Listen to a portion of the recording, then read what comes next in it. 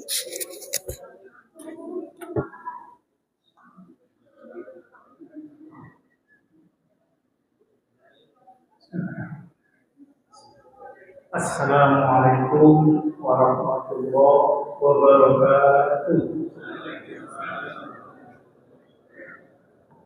Innal hamdalillah nahmaduhu wa nasta'inuhu wa nastaghfiruh wa na'udzu billahi min shururi anfusina wa min sayyiati a'malina. May yahdihillahu fala mudilla lahu wa may yudlil fala hadiya lahu.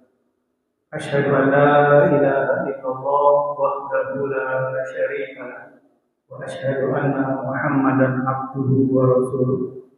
Allahumma shalli ala sayyidina Muhammad wa ala alihi wa ashabihi wa man tabi'ahum bi ihsanin ila yaumiddin. Amma ba'du. Ayyuhal kiram, bapak-bapak, saudara-saudara sekalian, rahimakumullah. Marilah kita panjatkan puja dan puji syukur kehadirat Allah Subhanahu wa taala. Pada malam ini kita melaksanakan ibadah kepada Allah Subhanahu wa taala, laksanakan sholat maghrib secara berjamaah. Lalu kita lanjutkan dengan kewajiban yang lain, yaitu thalabul ilmi. Mudah-mudahan ibadah kita diterima oleh Allah Subhanahu wa taala. Baginda Nabi Muhammad sallallahu alaihi wasallam bersabda, "Thalabul ilmi fardhatun 'ala kulli muslim." Menuntut ilmu itu hukumnya wajib bagi setiap muslim. Maka hendaknya kita alokasikan waktu. Kita tetapkan waktu bagi kita semua untuk melaksanakan thalabul ilmi. Alhamdulillah di masjid ini sudah difasilitasi ya, untuk melaksanakan kajian, untuk melaksanakan pengajian tiap pekan sekali. Makanya harus kita betul-betul luangkan waktu kita, alokasikan waktu kita. Kenapa? Karena ini bagian dari menjalankan kewajiban kita, yaitu thalabul ilmi. Lebih-lebih tentu pahalanya sebagaimana baginda Nabi Muhammad sallallahu alaihi wasallam telah tegaskan kepada kita bahwa Allah akan mudahkan, ringankan langkah kaki kita menuju surganya Allah Subhanahu wa taala.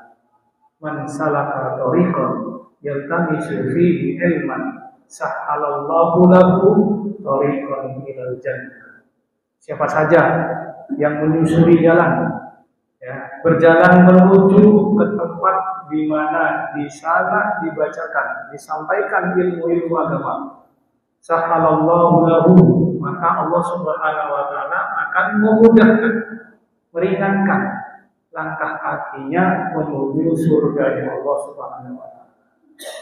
Wa majtama'a qaumun fi baitin min buyutillah illa nazalat 'alaikumus sakinah. Siapa saja yang berkumpul, dan tidaklah orang-orang itu berkumpul di rumah-rumahnya Allah, yatsluna kitaballah, mereka ini membaca atau belajar kitab Allah, kitabnya Allah Subhanahu wa taala. Lalu Allah Subhanahu Rasulullah SAW menyatakan illa nazalat alaikumus sakinah, maka diturunkan kepada mereka itu ketenangan, ya, ketenangan. Kita dikasih ketenangan ya oleh Allah Subhanahu wa taala ya, dalam majlis ini. Dalam hadis yang lain bahkan disebutkan Allah mengirim para malaikat hadir bersama kita. Dan Rasulullah juga menegaskan dzakarallahu fi man indah. Allah akan menyebut nama-nama mereka yang hadir fi man indah, di sisinya Allah Subhanahu wa taala. Ya, makanya ya alhamdulillah ya, kita hadir di sini walaupun ini mungkin perkara yang mudah Pak ya. Kan duduk doang Pak ya. Duduk doang. Tapi insya Allah ya pahalanya di sisi Allah Subhanahu wa taala sangat besar ya, insya Allah. Bapak-bapak, saudara-saudara sekalian yang dimuliakan Allah Subhanahu wa taala, jadi ada kabar yang sangat mengejutkan kita ya, di sebuah SMA ya di DKI ya di Jakarta ya. Ada anak sekolah ngebom. Ada anak sekolah bawa bom. Yang dibom itu teman-temannya sendiri di masjid saat sholat Jumat. Ini bikin kaget, Pak. Ya, kenapa kok bisa? Lah kok bisa? Ya, ngebom temannya sendiri di masjid saat sholat Jumat. Saja. Ini mengagetkan semua pihak, Pak. Seolah-olah nggak percaya. Kenapa kok bisa terjadi? Dan yang melakukan juga anak SMA, anak-anak SMA. Ya. Jadi bapak-bapak, saudara-saudaraku sekalian yang dicintai Allah Subhanahu Wa Taala, ya, kita mungkin biasa juga mendengar ya, beberapa kejadian yang sangat memilukan yang terjadi pada anak-anak SMA. Contoh misalnya apa yang terjadi di Sukabumi. Jadi ada anak SMA bunuh diri. Sebelumnya juga di Sawah Lunto itu juga bunuh diri, ya, 2 orang. Yang dengan kejadian itu KPAI dia merilis sebuah data di tahun 2026, di tahun 2025 ini. Itu sudah ada 26 kejadian kasus bunuh diri yang menimpa anak sekolah, anak-anak SMA. Dari 26 kasus itu, ya, 7 kasus itu diakibatkan terjadinya bullying. Terjadinya kalau dalam bahasa Indonesia itu perundungan. Ya. Maksudnya paham ya Pak ya? Perundungan. Ya, kalau bahasa Inggrisnya katanya bullying. Jadi bullying atau perundungan itu ya, yang mungkin bisa dibilang apa ya, penghinaan lah yang dilakukan ya kepada teman-temannya sendiri. Ya, dibully, maksudnya dibully. Setelah dibully, sakit hati, setelah sakit hati, ya akhirnya bunuh diri. Nah, bapak-bapak, saudara-saudaraku sekalian yang dicintai Allah Subhanahu Wa Taala, dan mungkin banyak juga ya kejadian yang menimpa anak sekolah ini. Kejadian yang menurut kita ini membuat kita menjadi miris terhadap remaja generasi anak muda saat ini. Dan ini harus menjadi perhatian kita bersama, Pak. Betul, ini harus menjadi perhatian kita bersama. Semua kita ini harus jadi perhatian. Kalau kita lihat ya Pak ya, yang hadir di sini Pak. Ini ada yang remaja nggak Pak ya? Ya. Atau Pak Tukimin remaja ya?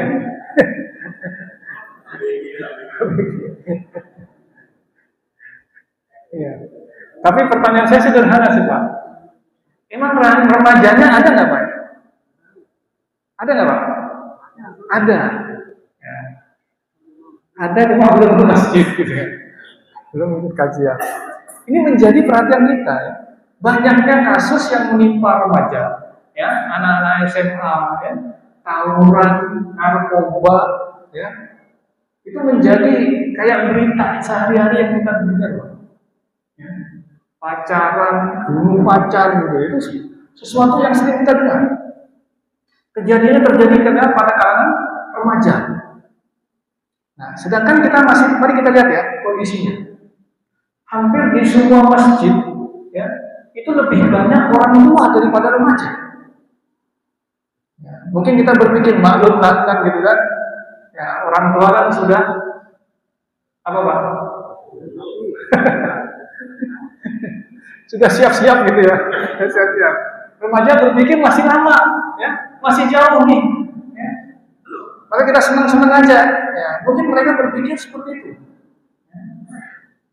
Nah, bapak-bapak, saudara-saudaraku sekalian yang dicintai Allah Subhanahu Wa Taala, dan bahkan saya coba beberapa kali ya, membuat acara untuk para remaja, pesertanya dikit Pak. Ya, saya iming-imingi, ya, yang hadir kita kasih makan, ya, kita siapkan makan. Yang hadir berapa? Cuma 5 orang.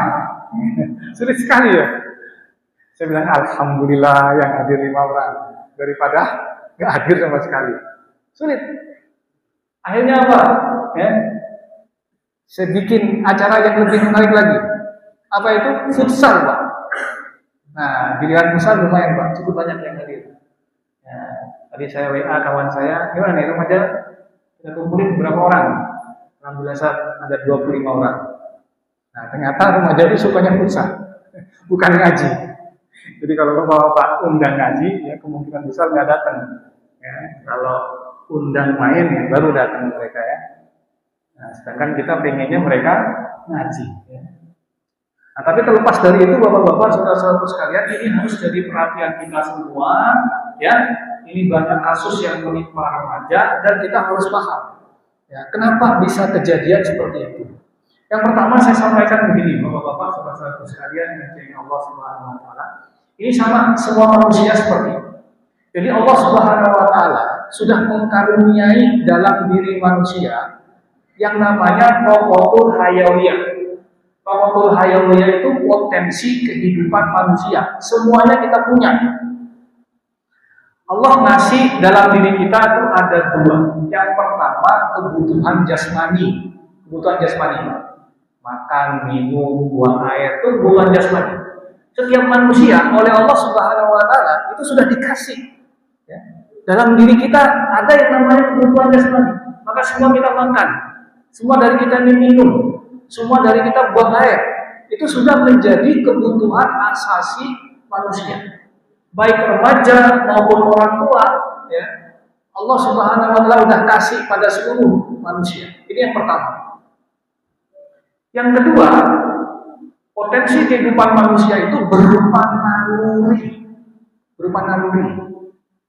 Naluri itu ada 3 jenisnya. Yang pertama, naluri melestarikan jenis. Penampakannya apa? Laki-laki suka wanita, begitu sebaliknya, wanita suka sama laki-laki. Seorang ayah, seorang bapak mencintai putranya, seorang anak mencintai ayahnya, itu sudah naluri. Allah ciptakan ada dalam diri setiap manusia. Tadi ada kebutuhan jasmani, yang kedua ada naluri.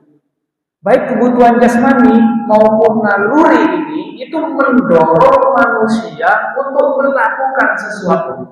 Kenapa? Karena itu sudah menjadi kebutuhannya. Ya. Baik itu kebutuhan jasmani maupun naluri. Naluri baru satu tadi yang saya sampaikan, yaitu naluri melestarikan jenis.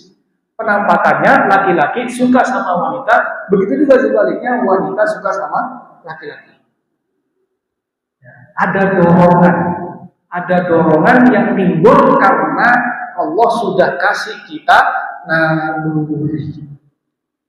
Makanya bapak-bapak semua yang hadir di sini ini nikah, betul nggak Pak? Nikah nggak Pak? Betul nggak Pak? Kenapa nikah Pak? Udah naluri Pak, udah naluri.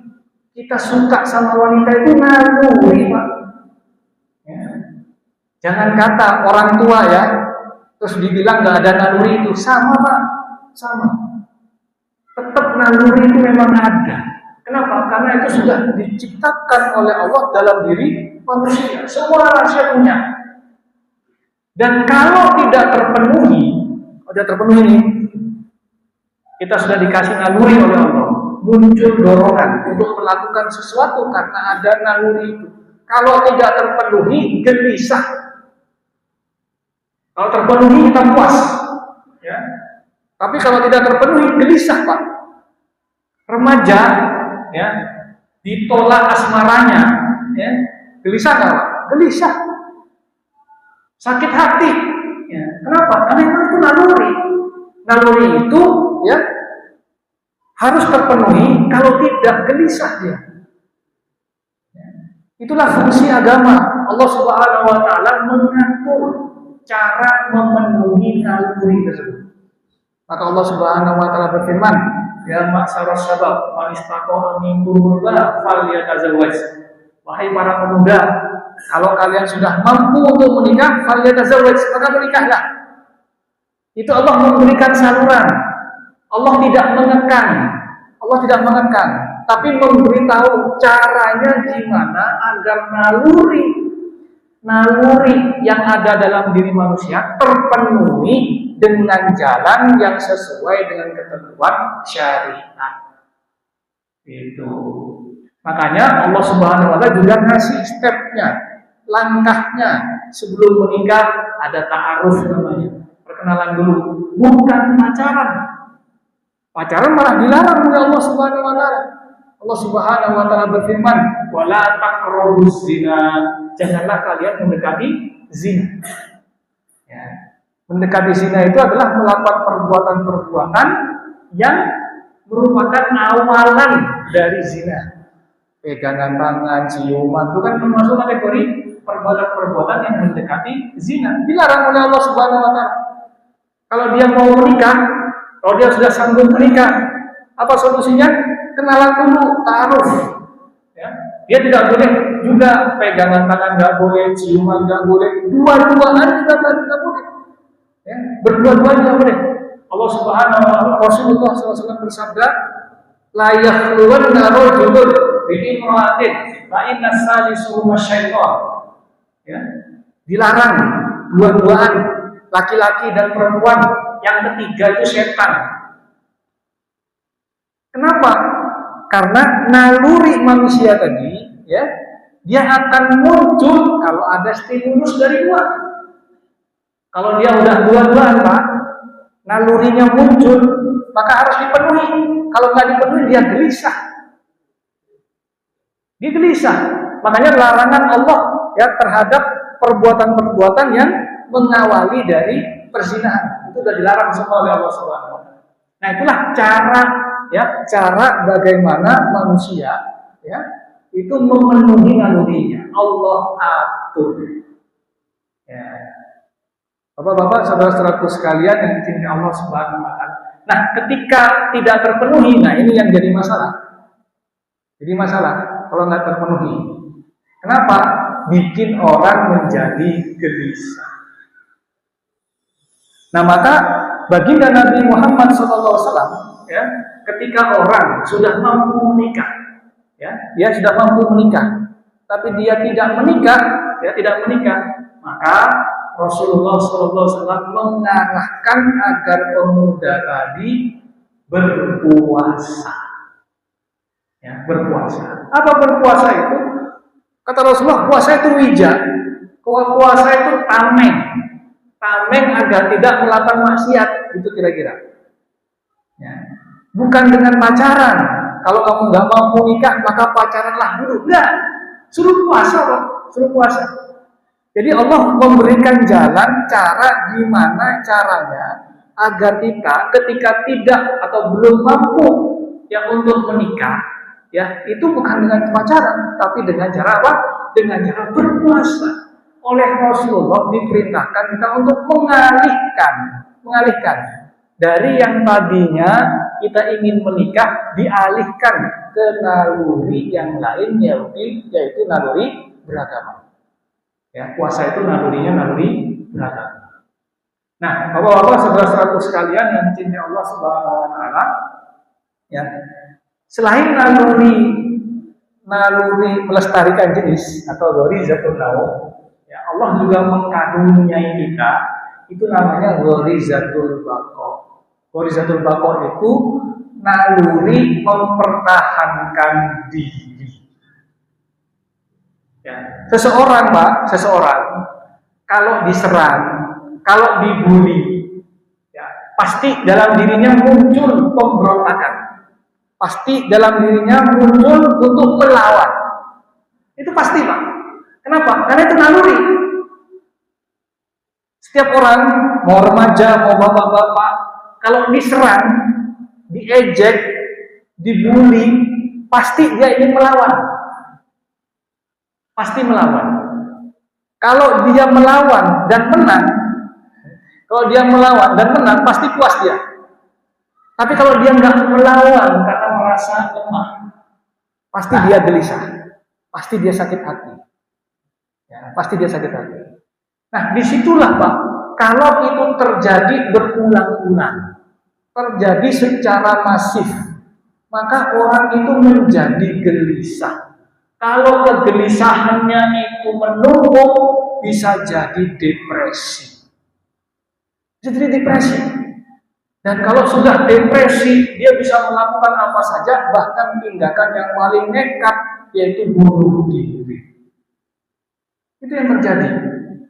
Nah, maka sebenarnya memang bunuh diri itu bisa jadi terjadi pada semua kalangan, baik dari kalangan remaja maupun orang tua. Kenapa? Karena itu respon dari naluri yang ada di dalam diri manusia, tapi responnya ketika orang tadi salah dalam menyikapinya, maka terjadilah kemaksiatan, terjadilah perbuatan-perbuatan yang dilarang oleh Allah Subhanahu wa taala. Kapan? Ketika dia salah dalam menyikapi apa yang dihadapi olehnya. Jadi ada naluri mempertahankan diri. Dan naluri mempertahankan diri ini memang nanti konsekuensinya besar, Pak. Banyak, Pak. Orang bisa bunuh-bunuhan, orang bisa cari kekuasaan, orang sangat haus dengan harta. Ini naluri, itu naluri yang ada dalam diri manusia, namanya gharizatul baqa. Maka coba Pak, apa yang terjadi di Sudan Pak sekarang Pak? Itu miris kita Pak. Kenapa? Saling bunuh Pak, udah ribuan jumlahnya. Sudan itu sekarang yang sedang berperang itu dulunya satu kelompok Pak. Satu kelompok melawan rezim diktator yang sebelumnya, yang di tahun 2019 berhasil dijatuhkan. Awalnya satu kelompok Pak, tapi karena kekuasaan, mereka terpecah dan mereka berperang satu sama lain. Itu yang terjadi di Sudan. Kenapa bisa terjadi seperti itu?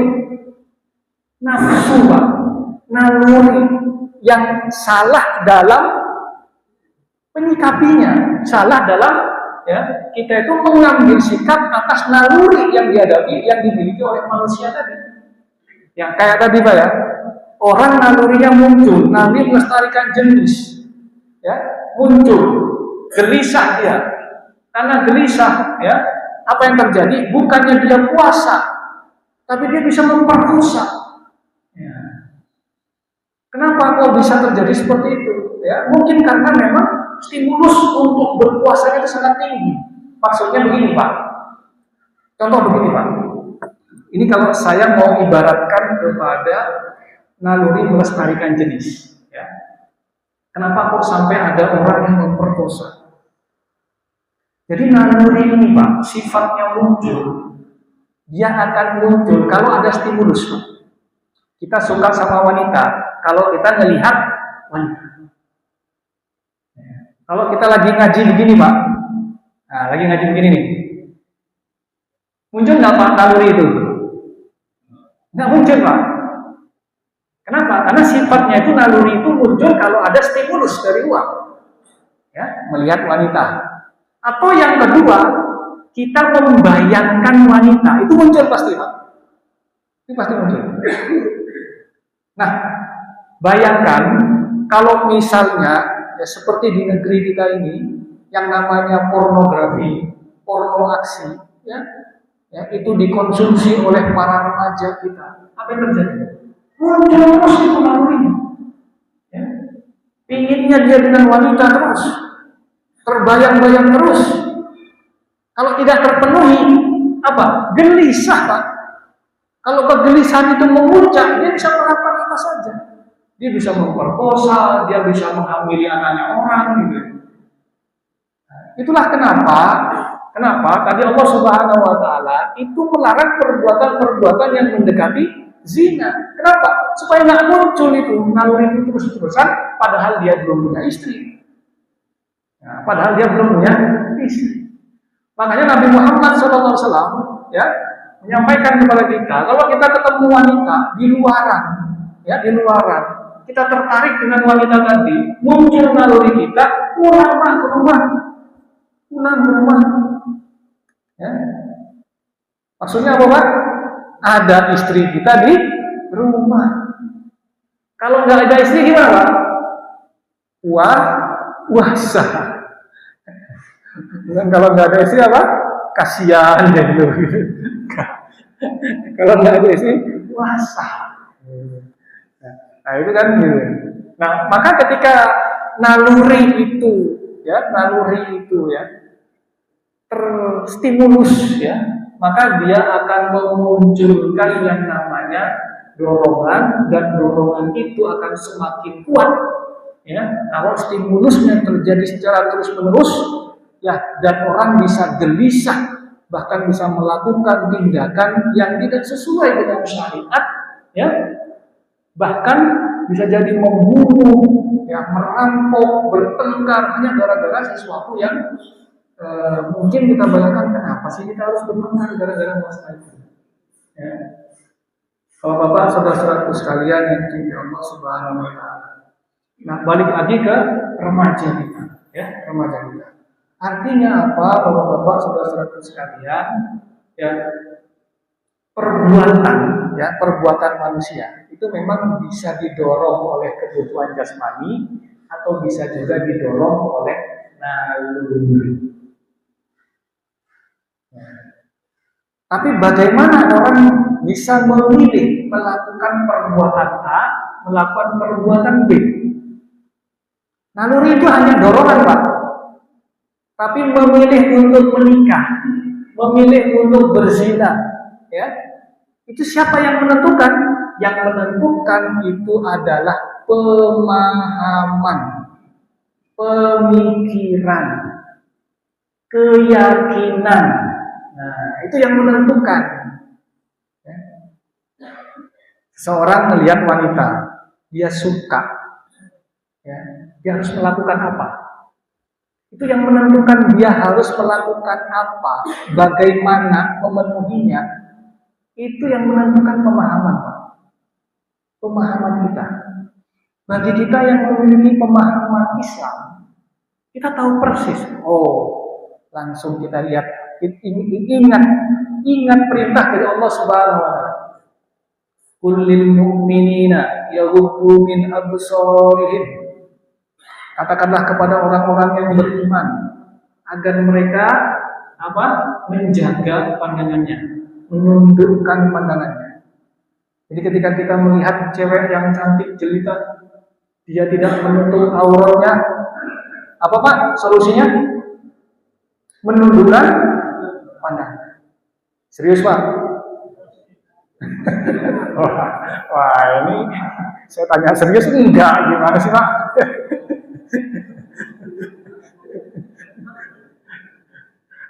Ini kan pemahaman Pak, masalah pemahaman nih, masalah pemahaman. Ya. Kalau pemahamannya kuat, masya Allah, astagfirullahaladzim, jaga pandangan kita, tundukkan pandangan kita. Ya. Kalau nggak kuat juga, pulang Pak, pulang. Ya, yang di jalan bukan milik kita itu. Pemahaman yang menentukan, itu pemahaman yang menentukan. Ketika seseorang itu dibully, Pak, secara naluri itu muncul perlawanan. Saya harus melawan, ya. Saya harus balas dendam. Itu naluri, Pak, naluri manusia. Tapi Allah Subhanahu wa taala memberikan arahan kepada kita, memberikan bimbingan kepada kita. Ya. Kalau ada yang seperti itu, Allah Subhanahu wa taala perintahkan kita ya untuk melakukan sesuatu yang sesuai dengan ketentuan syariat. Ya. Ada kalanya kita diperintahkan oleh Allah Subhanahu wa taala untuk bersabar. Ya, bersabar. Sabar itu bagian dari tuntutan kepada kita untuk dari Allah Subhanahu wa taala. Bukan membalas dengan balasan yang serupa, ya, bisa jadi begitu. Ya. Kenapa? Karena memang tuntutannya seperti itu. Kenapa? Kalaupun ada tindakan hukum yang menghukum itu bukan kita, tapi Pak Polisi. Ya. Nah kita tahu tuh ya, bersabar. Nah itulah yang menentukan orang ini memiliki sikap seperti itu karena kekuatan dari pemahaman, kekuatan dari keyakinan yang dimiliki oleh seseorang. Gitu.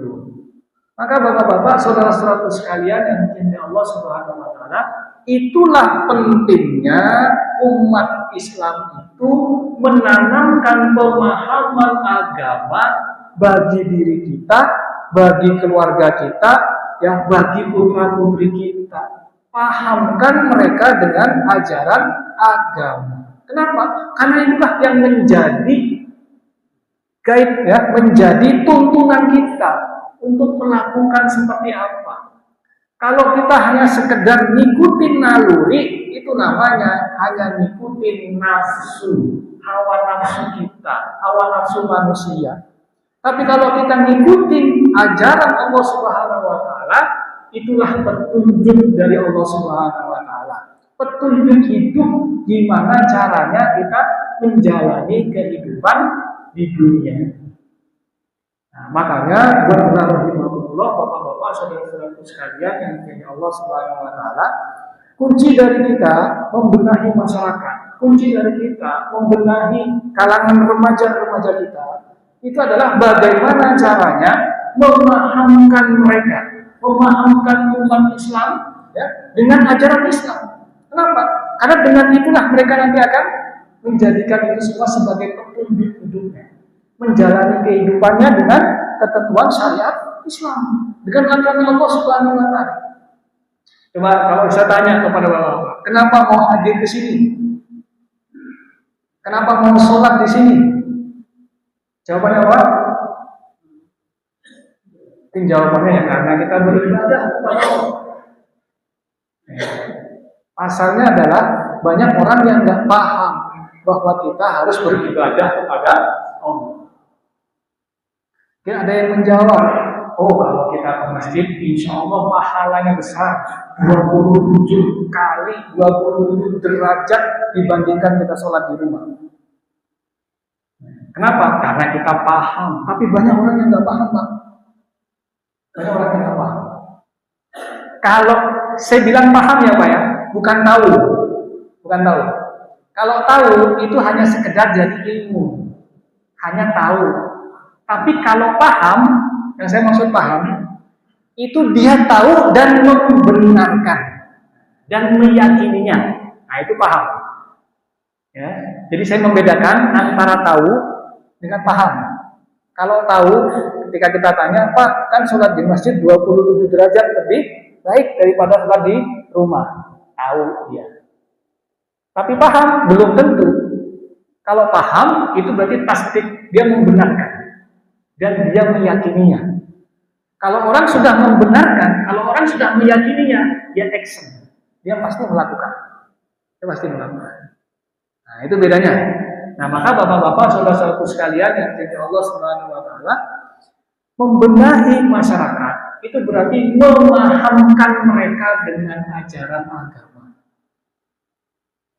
Membenahi remaja berarti memahamkan mereka dengan ajaran agama. Justru disinilah sulitnya. Ya, justru disinilah sulitnya.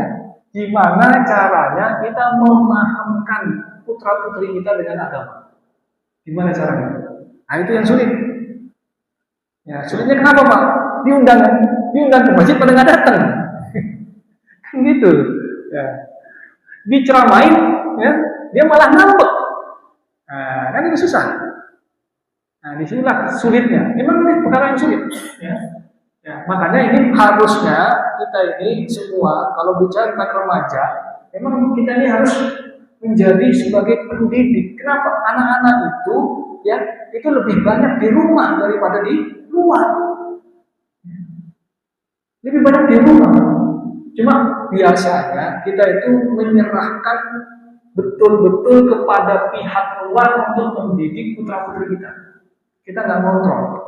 Kita mungkin yang penting punya duit. Biar gua bayar deh orang untuk mendidik kamu. Nah, itu yang terjadi. Tapi itu masih mending. Ya.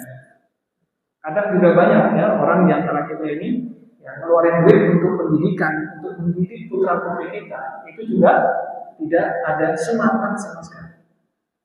Nah, bapak-bapak, saudara-saudaraku sekalian yang dimuliakan Allah Subhanahu wa taala, itu kuncinya, Pak. Jadi kuncinya itu adalah memahamkan umat ini, ya, memahamkan para remaja, yang memahamkan tetangga kita dengan ajaran Islam. Ya, tentu turunannya itu masalah pendekatan. Ya, bisa mungkin ada orang yang silaturahmi ke sana. Ya, mungkin modelnya orang-orang jamaah tabligh, ya, datang ke rumah-rumah. Itu sebenarnya apa? Untuk memahamkan umat sebenarnya. Ya. Ada juga orang yang undang, ya, untuk hadir ke sini, ya, ikut kajian. Ada juga yang lewat medsos, ya, di WA, ya, di WA grup.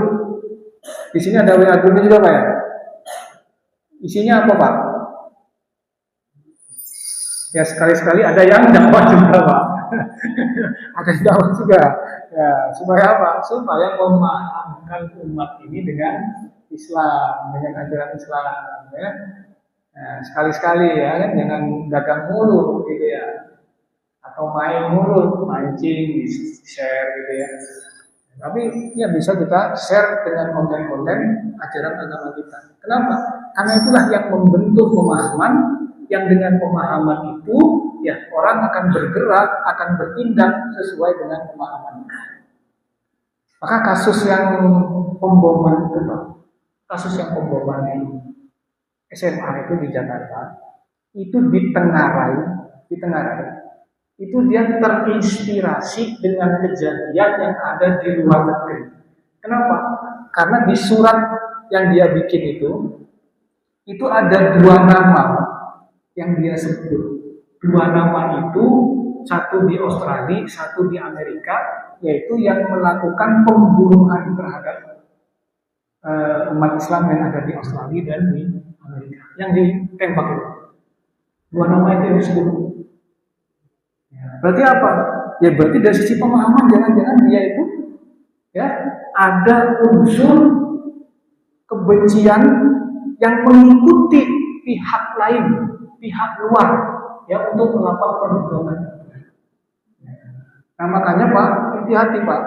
Ya, tontonan ya itu harus difilter. Ya harus benar-benar difilter. Kenapa? Karena itu bisa jadi inspirasi buat putra-putri kita. Kalau yang ditonton drakor, yang ditonton gracin, yang ditonton film-film kekerasan, maka itulah yang akan membentuk putra-putri kita. Kenapa? Karena dengan itulah pemahaman akan terbentuk dalam diri mereka. Nah itu bahayanya ketika tontonan yang ada sekarang itu masuk tanpa filter, ya tanpa ada saringan lagi. Mereka bebas nonton apa saja. Di YouTube bebas nonton apa saja. Film-film yang bertema kekerasan. Film-film yang bertema pembunuhan, sadisme, ya. Itu bisa terinspirasi. Awalnya mungkin hanya karena dibully dia. Ya. Tapi kalau ketika dia nonton film, ternyata di film itu, kalau kita diejek, kalau kita dibully, terus ternyata ada kejadian dia menembak, ada kejadian dia ngebom dan lain sebagainya. Nah itulah ini permasalahan yang ya walau alam apakah seperti itu kita tidak tahu ya penyebabnya apa. Tapi ingat bahwa perbuatan manusia itu bergantung dari pemahaman.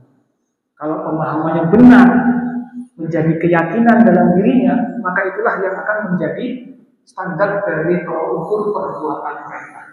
Jadi kita datang ke sini itu karena memang kita punya pemahaman yang benar. Ya, kita memahami Islam dengan benar, sehingga kita yakin sama Allah Subhanahu Wa Taala.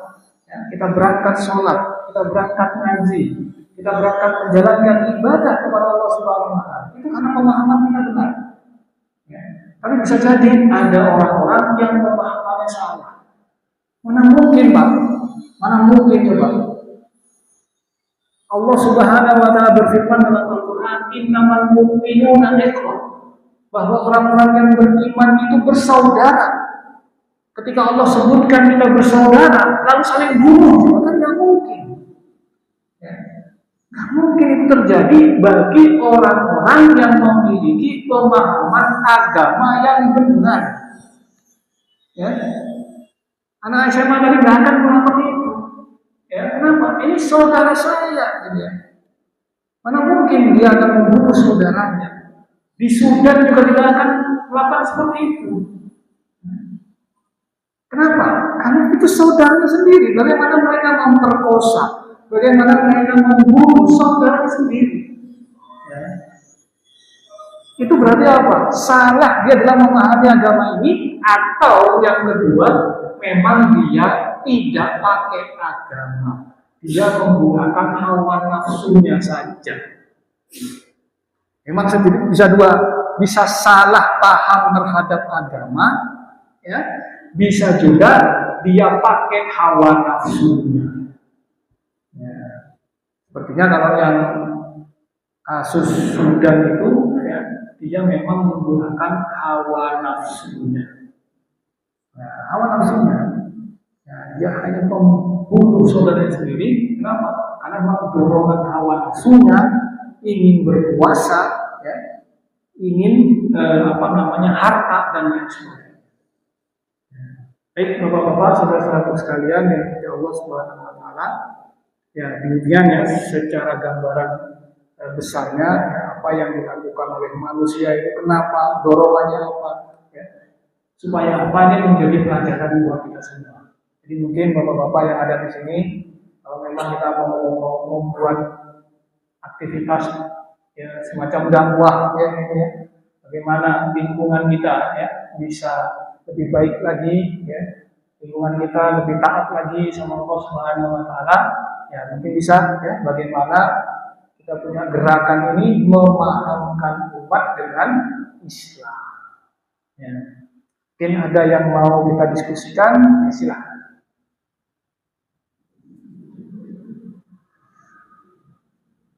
Ada Pak?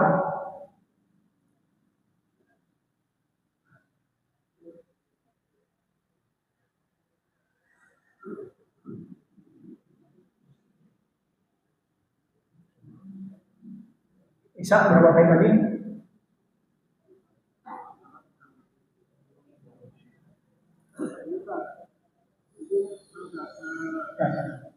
Jadi manusia itu dia tuh punya beberapa keinginan. Karena mereka ada yang lebih mengatakan diri, yang ketiga apa? Oh ya, agama Pak. Yang ketiga itu ghorizatul tadayyun, naluri beragama. Jadi setiap orang ini Pak punya naluri beragama. Penampakan dari naluri beragama itu, ya, itu adalah kita itu mensucikan sesuatu, menyembah sesuatu. Maka di semua tempat, di semua daerah Pak, tidak ada satupun kaum yang tidak menyembah sesuatu. Pasti dia menyembah sesuatu.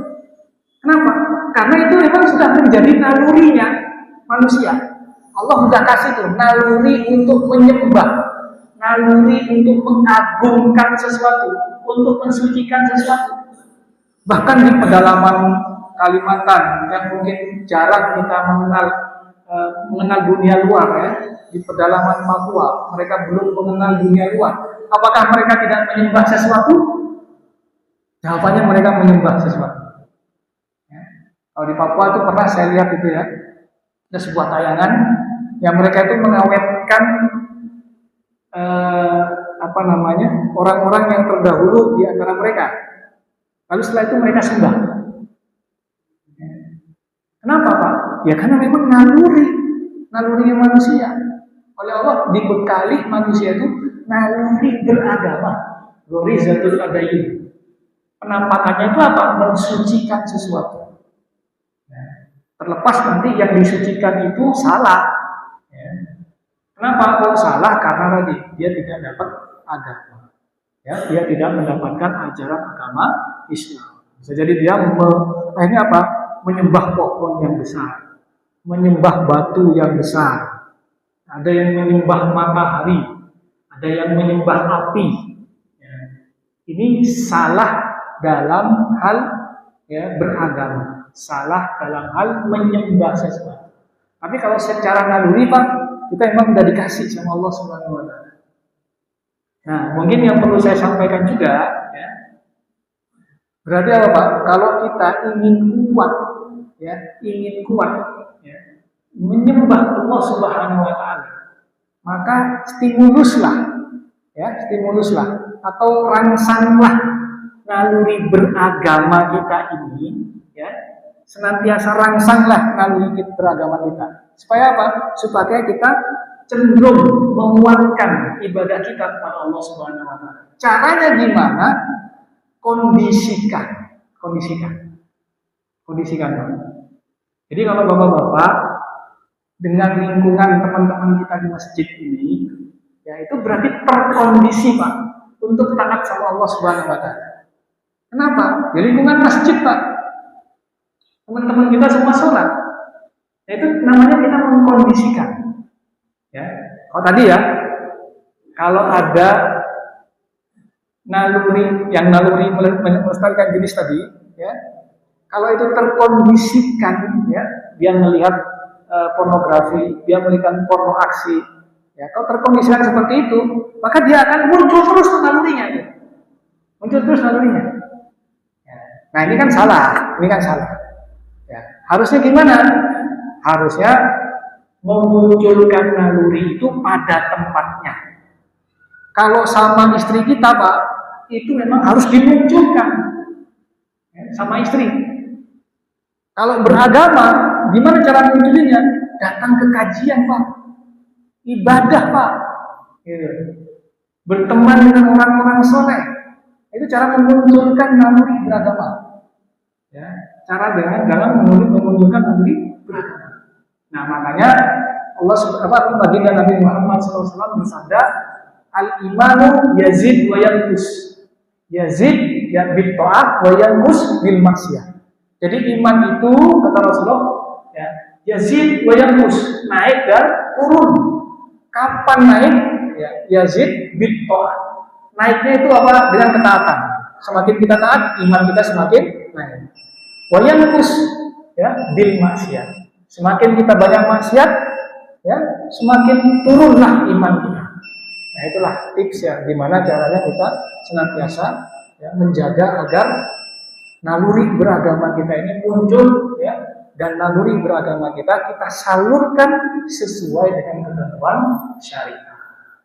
Baik, itu saja yang saya sampaikan. Kita tutup kajian kita ini dengan doa kafaratul majlis. Subhanallahumma wa bihamdika asyhadu an la ilaha illa anta astaghfiruka wa atubu ilaik. Billahi taufiq wal hidayah. Assalamualaikum warahmatullahi wabarakatuh.